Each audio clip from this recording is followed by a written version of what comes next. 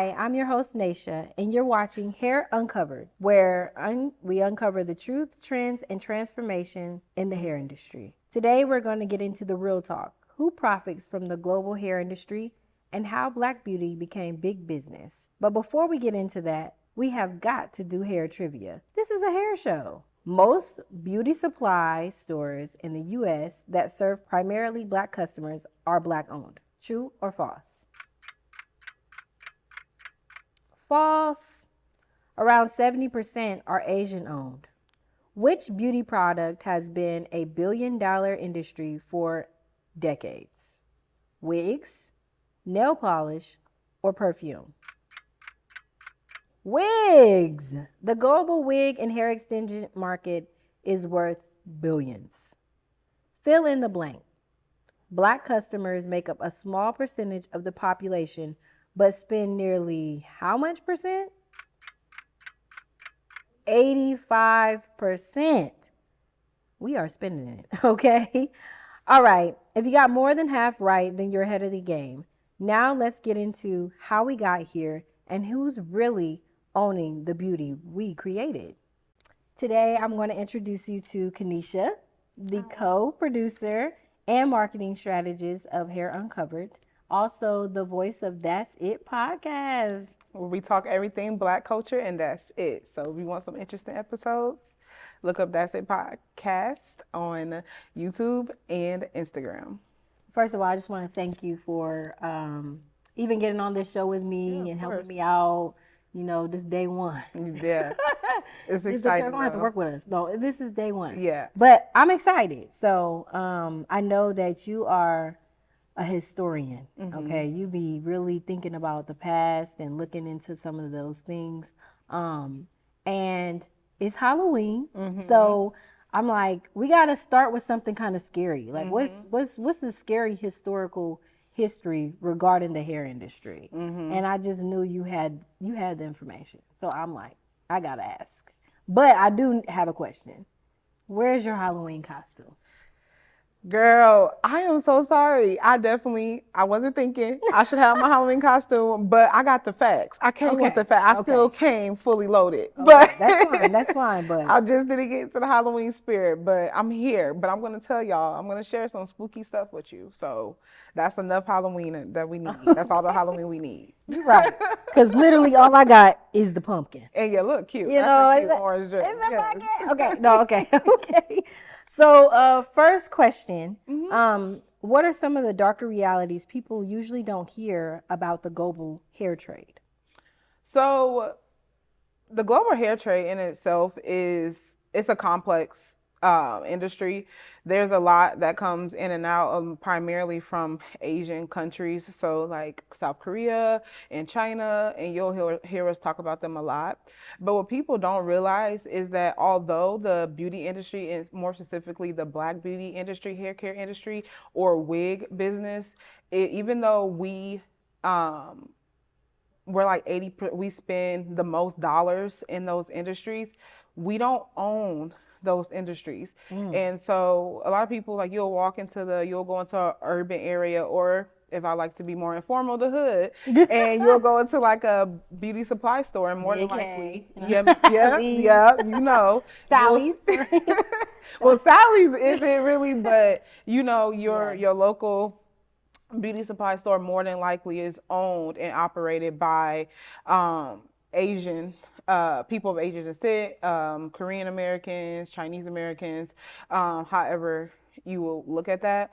And I would say it's very spooky, because although we're the biggest consumers in that market, we're not the primary owners. And that's where the discrepancy comes in. Right. Dang. Yeah. How have the standards contributed to exploitation?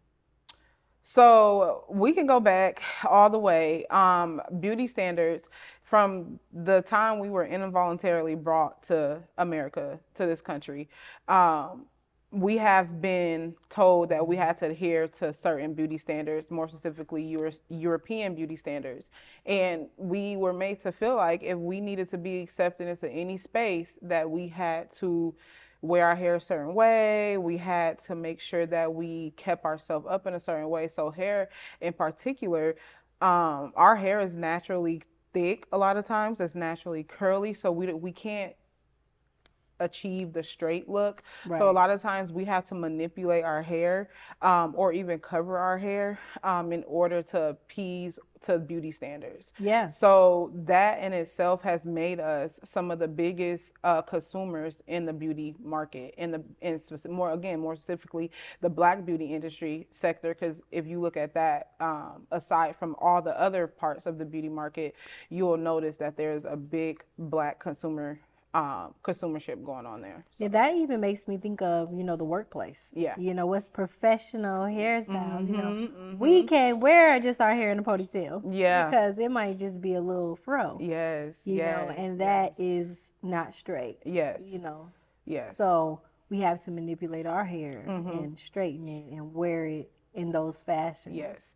So with that, a lot of the products that we buy are, marketed towards us so we can achieve those looks. And that's really how we dominate, because we're constantly, manipulating our hair, regardless of your personal, because it is cultural now, though. I'm not saying that, I don't want nobody to think that I'm trying to say like we're trying to, be like white people or be white, but Yeah. the reality of it is a lot of times that's where it derived from, us wanting to fit into a society that was previously rejecting us. And how we do that is we do that through our hair, is a one way that we can, conform a little bit, Definitely assimilate. conform. Yeah. Definitely conform. But that flexibility, is nice. We can switch it up. So, that connection between identity and profit is key.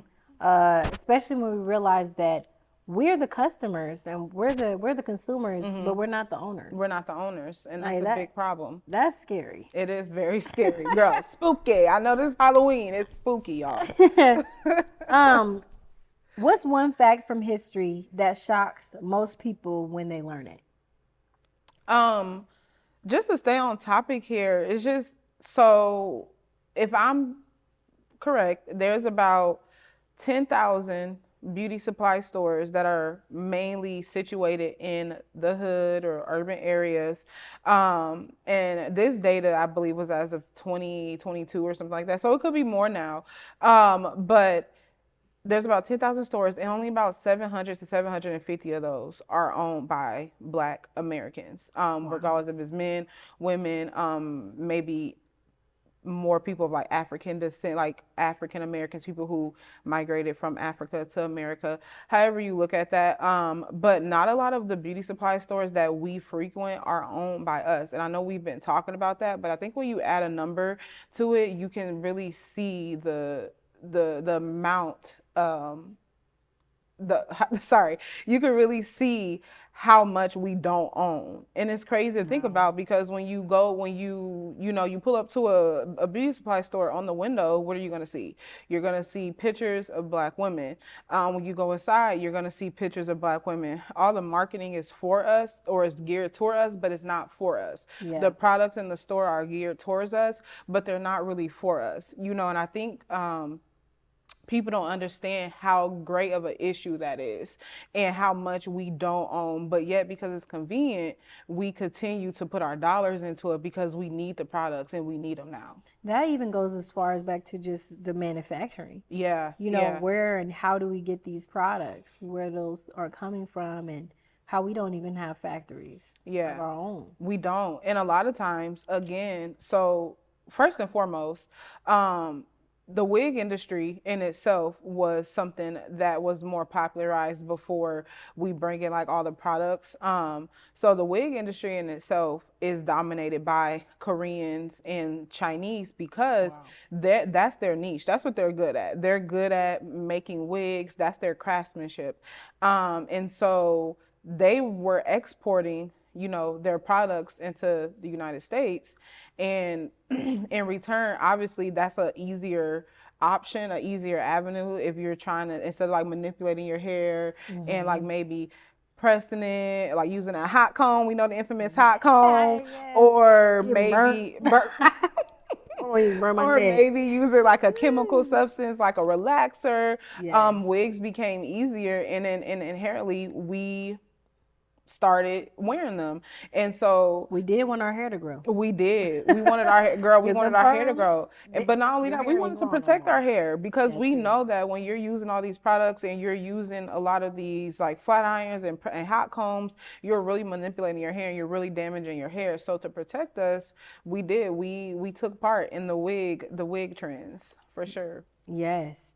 Um, how do we still see the effects of history in today's industry? Okay. Why does understanding the past matter for consumers and stylists today? Like, why is this information relevant? Um, So just understanding the industry and how we even got here is very important because black hair and economics really tie in together. And a lot of times we talk about like keeping our dollar in our community and circulating our dollar amongst our own people. And our beauty supply stores, I believe, could be a central hub for doing that because we spend so much money in it. And it's just really important to understand so you can be more conscientious of where you spend your money. So maybe taking more time to go online and look for, certain products that are black owned versus going the more, I guess you could say, the more convenient route and going to the local beauty supply store because at that point you're really not funneling money into your own community. You're funneling your money into like a multi-billion-dollar industry that you're not really profiting from. Right. So when we understand that those two have direct correlations, I think that we can make better, more conscious decisions about where we buy our products from. And then a lot of times too, when we buy our products from us, they're a lot of times a little bit more healthier than buying our products from other places and other people because a lot of times our best interest is not um, on the minds. It's more of a money revenue selling tactic. Yeah, and especially if you think about when you go in the stores, you're asking questions about products. And Yeah. you're asking about, oh, is this you got frontals, you have closures, you have this and Girl. that. And they don't So know. I was at the beauty supply store and online I had saw that they had a curl pattern like loose deep wave or something like that. Oh, it was so cute. It was Yeah. pretty.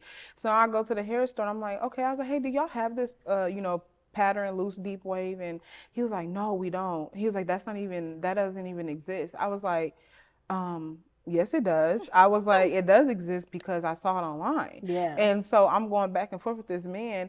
He don't even know nothing about the industry. He don't know what we wear, so Yeah. it's like you just brought up a good point. Like, and we're going in there and they don't even really know what to best recommend us. They really know what people are buying, right? But they don't know what actually is good for us. So, Or what the experts need. what exactly, You know? exactly, He said like he getting some box braids, and it's like, what is that? right, Like, okay. yeah. So it's like you selling us stuff, but you really don't really know what's going on within our community and what we're really, what we really need. So Yeah. yeah. Yeah. I guess what advice would you give people to make better choices in how they approach hair? Um, so that's a good question, actually. As far as the global, like the market and just like where you buy hair, I would just tell people to just be more mindful, of where I myself, I'm guilty. I go, it's quick. I'm just like, okay, I just need to run here. I need to run there. But I do have products that are also, black owned products that I have bought online and used in the past. So it's like, just being more mindful of where you're spending your dollar and just understanding that it's not normal for it's not normal for a store that's marketed towards the black community to be owned by an entire different ethnicity or entire different race of people. Yeah. So we have to question things and we have to look at it and say like, why is it this? And I think once we can do that, we can get all our noggins together and, and we can maybe even figure it out a solution to that because the reality is a lot of Black owned beauty supply stores, they fail because they're being shunned and shut out of that distribution channel, right? So I know there was an instance more recently, I believe it happened earlier this year, where a beauty supply owner, Black beauty supply owner, felt shut out from distributors, and she felt like some competition in the city had something to do with that. Because like we talked about previously, Naisha, a lot of times people do business within their own community. Right. And so it's easy to say, hey, don't do business with this person. Right. And then it's easy to shut them out of that channel, and it makes it hard. Or they hike up the prices on products, and then it makes it hard for the business owner because they have to make a profit off of that. So in order to make a profit, let's say you go get an edge control, and at Make Hay is $6, but at a Black owned beauty supply store, because hypothetically the prices were hiked up on them, they also have to hike up the prices on their customers, because they have to make a profit. So a $6 edge control at like Make Hay could be $8-9 at the Black beauty supply store. So we can see how that would hurt profits, because I don't know about you, Naisha, but especially in this economy, girl, if they got it for $6 and they got it for $9, I'm gonna go where they got it for $6. And it's not because we don't want to support, it's just because it's convenient for us in our pockets. So just being more, conscious of that. Yeah, save our money a little bit. Save our money a little bit, yeah. Put some money to the side so we can get the $8. So we can get the, or we could see how, like, what conversations do we have to have to talk about that stuff not happening? How can we support those businesses when this is the issue that they're facing? Right, especially just thinking of what does it look like to get to the origin of it, like when it comes to manufacturing. Exactly. Like, what is that? We have to start being more educated on those things and trying to find those resources and connections to talk about having factories, in the U.S. Right. Although research that a bit, there's a lot of things that kind of would be difficult for someone to do that, but probably stuff above our pay grade, but it can be done. It can be, you know what I'm saying? We can do something. We can have a little storage unit. Exactly. Not a little storage unit. Put the hair in the storage unit and have them ship it to us. Yes. So that's pretty much my questions for now. And I just want to, like I said, thank you again for even coming on here and being the co-host. We got a lot to go through.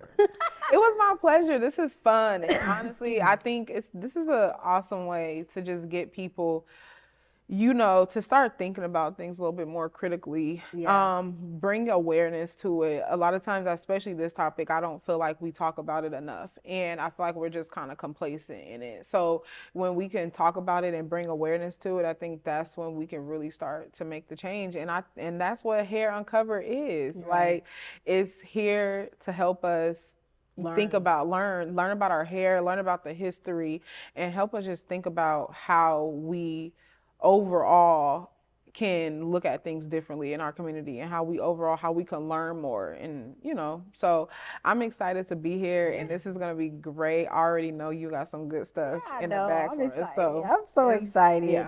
Well, thank you for joining us on Hair Uncovered. Next time on Hair Uncovered, we are going to give thanks to the trailblazers past and present who creativity shaped the hair industry.